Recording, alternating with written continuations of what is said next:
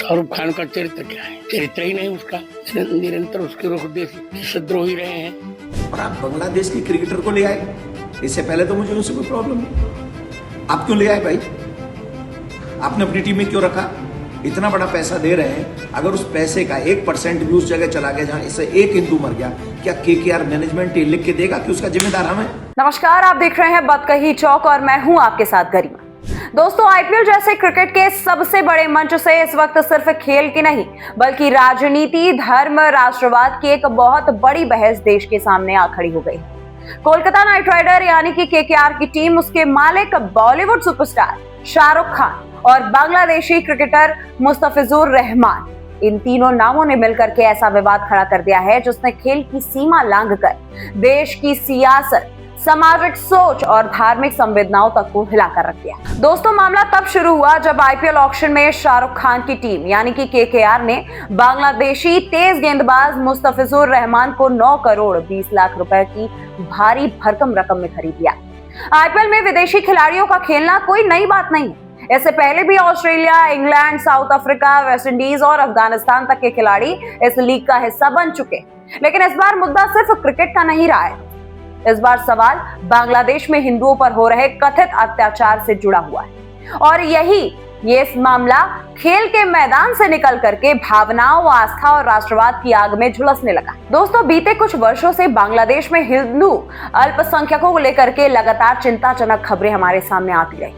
कभी दुर्गा पूजा पंडालों पर हमले, कभी मंदिरों में तोड़फोड़, कभी हिंदू परिवारों के घर जलाए जाने की तस्वीरें, तो कभी महिलाओं के साथ हिंसा और जबरन धर्मांतरण के आरोप। इन घटनाओं ने भारत में बैठे करोड़ों हिंदुओं को भीतर तक झकझोर कर रख दिया। अब ऐसे माहौल में जब वही बांग्लादेश चर्चा में हो, जब वहां का हिंदू समुदाय खुद को असुरक्षित महसूस कर रहा, तब भारत की धरती पर आईपीएल जैसे ग्लोबल मैच को, उसी देश के खिलाड़ियों को करोड़ों रुपए देकर के मैदान में उतारना, क्या ये सवाल नहीं खड़ा करता कि भावनाओं से ज्यादा कारोबार को अब प्राथमिकता दी जा रही है? दोस्तों, इसी सवाल को सबसे पहले बुलंद आवाज दी प्रसिद्ध कथावाचक और हिंदू आध्यात्मिक गुरु देवकीनंदन ठाकुर ने। देवकीनंदन ठाकुर ने केकेआर के फैसले पर कड़ा एतराज जताया और साफ शब्दों में कहा कि जब बांग्लादेश में हिंदू अल्पसंख्यकों पर हमले हो रहे हैं, तब भारत जैसे देश में किसी बांग्लादेशी खिलाड़ी को करोड़ों रुपए देकर के खिलाना हिंदुओं की भावनाओं का अपमान करता है। देवकीनंदन ठाकुर ने सीधे सीधे शाहरुख खान और केकेआर मैनेजमेंट को चेतावनी देते हुए कहा कि अगर उस बांग्लादेशी खिलाड़ी को टीम से बाहर नहीं किया गया तो केकेआर का देशव्यापी बहिष्कार किया जाएगा। उनका बयान सिर्फ चेतावनी तक सीमित नहीं रहा, बल्कि उसमें भावनात्मक और तीखे शब्दों का इस्तेमाल भी साफ नजर आ रहा था।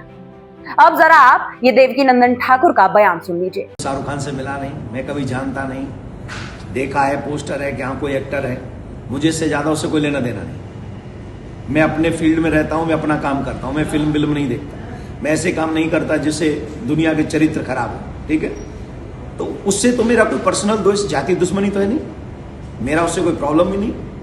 प्रॉब्लम यह है कि मैं हिंदू हूं, मैं हिंदू धर्मगुरु हूं और हिंदू मारे जा रहे हैं, बेटियां मारी जा रही हैं, उनकी अस्मिता लूटी जा रही है, वो बच्चे मारे जा रहे हैं बांग्लादेश में, और आप बांग्लादेश के क्रिकेटर को ले आए, इससे पहले तो मुझे उससे कोई प्रॉब्लम नहीं। आप क्यों ले आए भाई?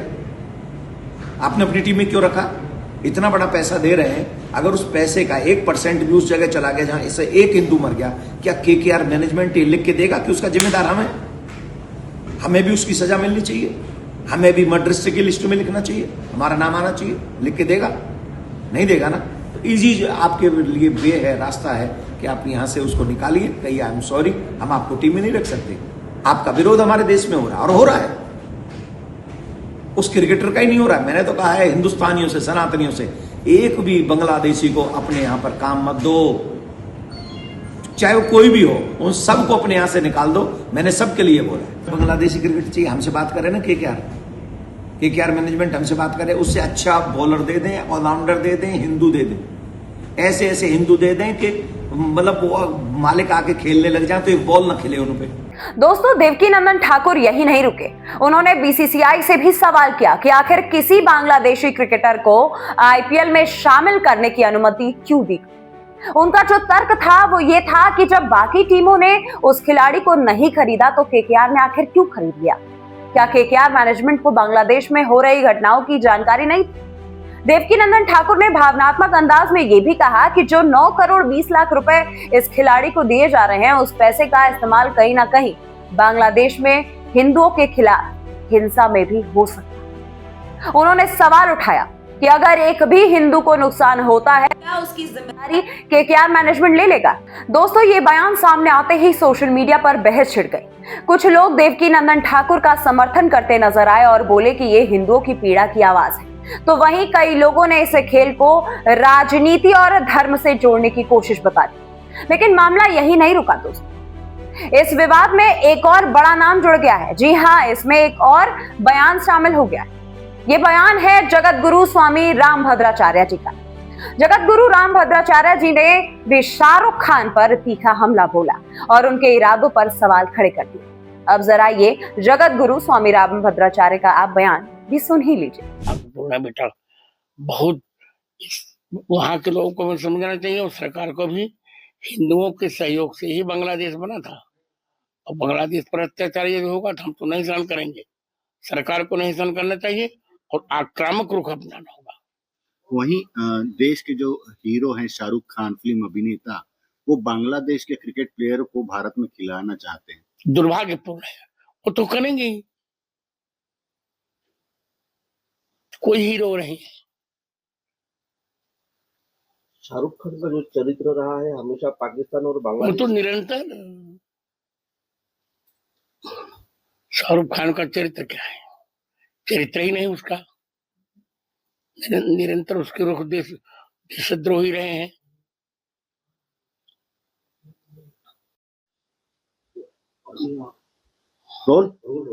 महाराज जी, हाल ही में एक कांग्रेस नेता ने एक बयान दिया है जिसमें उन्होंने ऐसा कहा है कि श्री राम जी जो काम करते थे वो आज की तारीख में राहुल गांधी कर रहे हैं। ये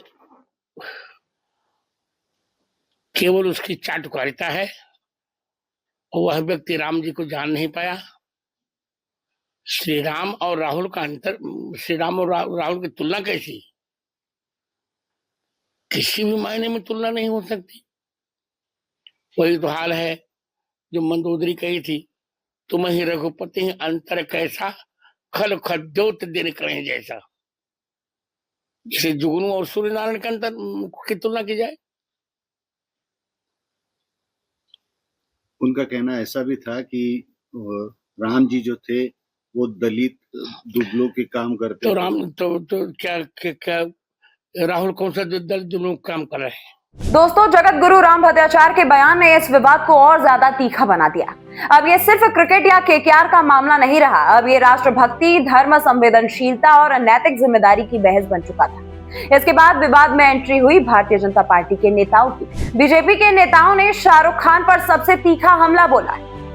बीजेपी के नेता संगीत सोम ने शाहरुख खान को खुलेआम गद्दार तक कह डाला है। दोस्तों, संगीत सोम का कहना है कि शाहरुख खान उस देश के खिलाड़ी पर पैसा लगा रहे हैं जहां हिंदुओं पर अत्याचार हो रहे हैं। उन्होंने बांग्लादेश में महिलाओं के साथ दुर्व्यवहार, हिंदुओं के घर जलाने और मंदिर तोड़ने की घटनाओं का जिक्र करते हुए कहा कि ऐसे माहौल में बांग्लादेशी खिलाड़ी का स्वागत किसी भी कीमत पर स्वीकार नहीं किया जा सकता।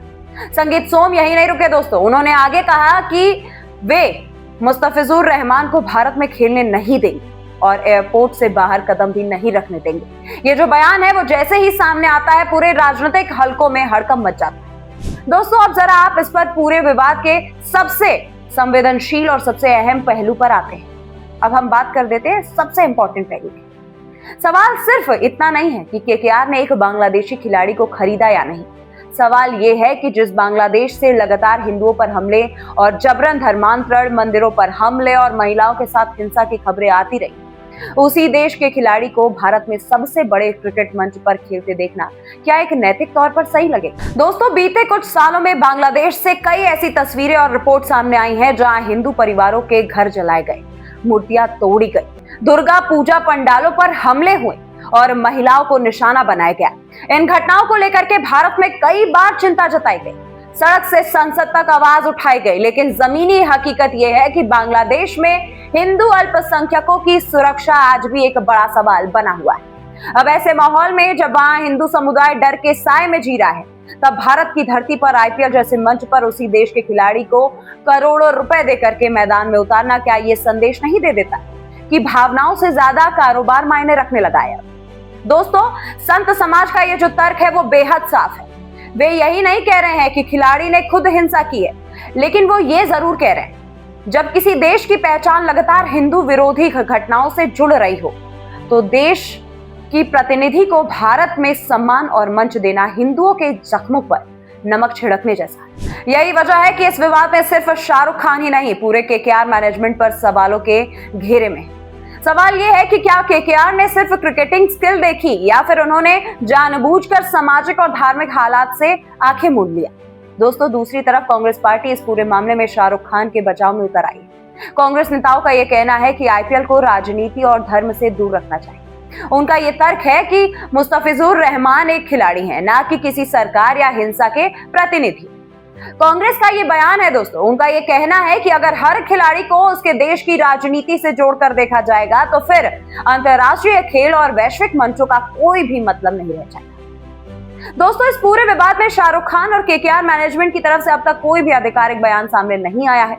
शाहरुख खान आमतौर पर विवादों पर चुप्पी साध लेते हैं, लेकिन इस बार दबाव लगातार बढ़ते ही जा रहा है। सोशल मीडिया पर #boycott KKR, #remove Bangladeshi players, #Shahrukh Khan controversy जैसे हैशटैग जो है वो ट्रेंड कर रहे हैं। वहीं दूसरी तरफ दोस्तों #keep politics out of sports और #सपोर्ट प्लेयर्स जैसे हैशटैग भी चल रहे हैं।